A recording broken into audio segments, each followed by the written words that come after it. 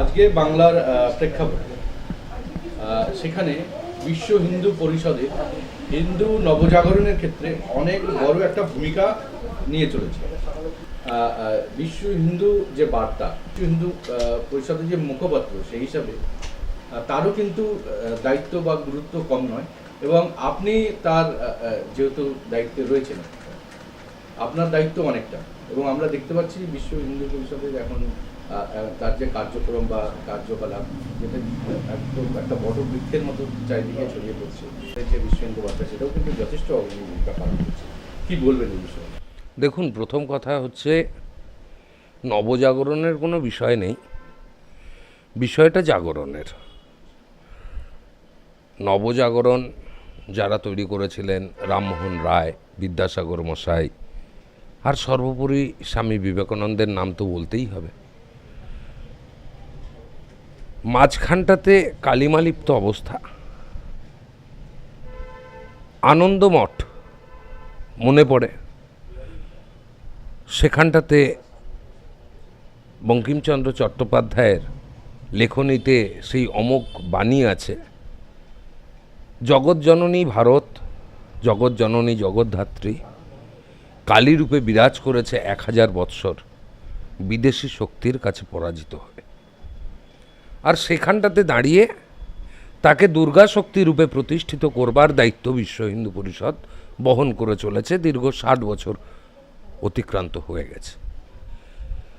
বিশ্ব হিন্দু পরিষদ তার দায়িত্ব ভোলেনি।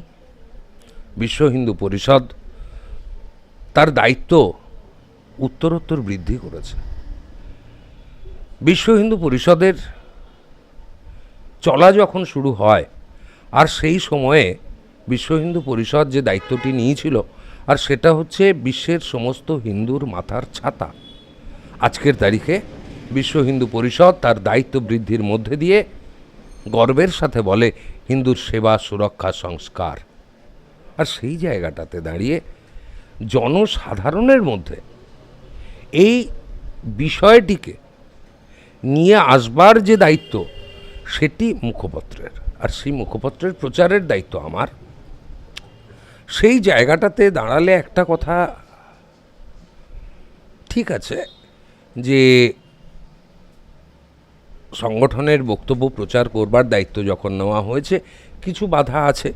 34 বছরের দীর্ঘ অপশাসন, তারপরের 15 বছরের ইসলামিক শাসন, আর সেই সমস্ত জায়গার ভেতর দিয়ে হিন্দু বলতে যে কোনটা, হিন্দুর নিজেকে হিন্দু বলতে যে দুর্বলতা, আর সেটাকে মুছিয়ে দিয়ে তাদের আত্মবিস্তৃত জাতিকে তার আত্মগরিমায় নিয়ে আসবার দায়িত্ব বিশ্ব হিন্দু বার্তা তার মুখপত্র তো নিয়ে চলেছে, আগামী দিনেও চলবে।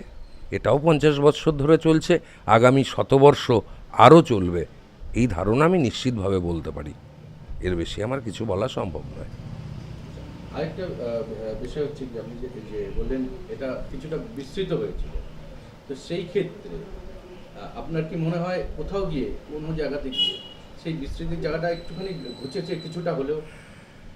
দেখুন, আত্মোপলব্ধি জীবনের শেষ পর্যায়ে আসলে হয়। একটি নবজাতক যখন যৌবনের মুহূর্তে আসে, আর তার মধ্যে তখন বিভিন্ন রকম স্বপ্ন থাকে, সেই স্বপ্নকে যারা বিপথে উস্কানোর জন্য বিভিন্ন বৈপ্লবিক বাণী বলে থাকে, তাদের কথায় তারা বিস্তৃত হয়ে ওঠে। ফলে আপনি ভাবতে পারেন যে কোনো ব্যক্তি তার যৌবনকালে যদি কমিউনিজমের তত্ত্বকে গ্রহণ করে, সে কিন্তু ভুল করছে না।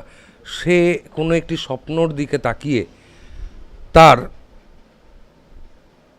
আমি কি বলবো, তার মন আছে, তার জন্য সে হয়তো গেছে, কিন্তু সে থাকবে না।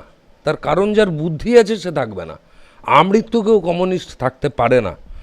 ভারতের মাটির সাথে যার সম্পর্ক, ভারতের ধর্মের সাথে যার সম্পর্ক, ভারতের সংস্কৃতির সাথে যার সম্পর্ক, মায়ের ছেলে মায়ের কোলে ফিরবেই। যে মায়ের ছেলে নয়, তারা গরু খাবে। আজকে আজকে যে যুব সম্প্রদায় বা নতুন প্রজন্ম বা তরুণ প্রজন্ম বা বা যারা মানে তরুণী বলুন বা মহিলা বলুন, তারা আবার এই যে আপনি বলছেন যে স্মৃতি বিস্মৃতি থেকে ফিরছে বা যায় ফিরছে, আজকের এই বাংলার এই ডামাডোল একটা পরিস্থিতি কথাটা আপনি বললেন, তো সেখানে দাঁড়িয়ে সেটার বিস্তৃতির এই যে টাইমিংটা, এটা কতটা গুরুত্বপূর্ণ এবং আপনি কতটা আশাবাদী আগামী সময়ে? দেখুন, আজকের তারিখে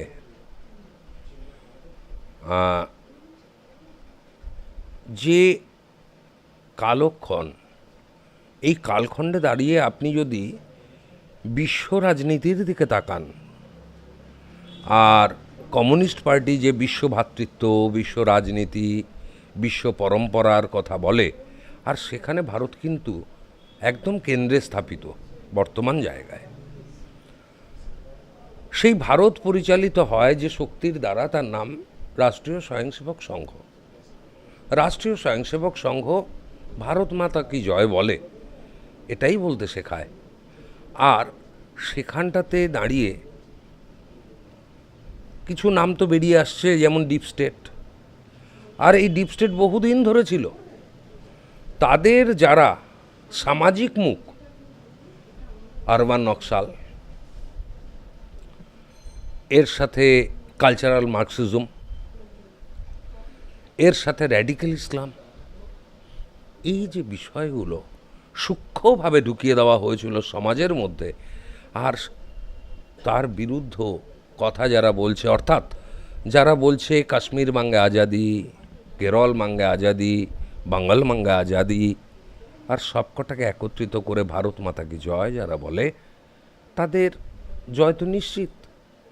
তারা দেশের কথা বলে, তারা সাম্যের কথা বলে, তারা বলে বসুধৈব কুটুম্বকম, তারা বলে সর্বে ভবন্তু সুখিনঃ, সর্বে সন্তু নিরাময়া, সর্বে ভদ্রাণি পশ্যন্তু, মা কশ্চিৎ দুঃখ ভাগ ভবেৎ।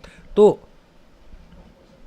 সুস্থ চিন্তা, সুস্থ নেতৃত্ব, রাষ্ট্রচিন্তা, সুবুদ্ধি সবসময় কুবুদ্ধির কাছে জয়ী হবে।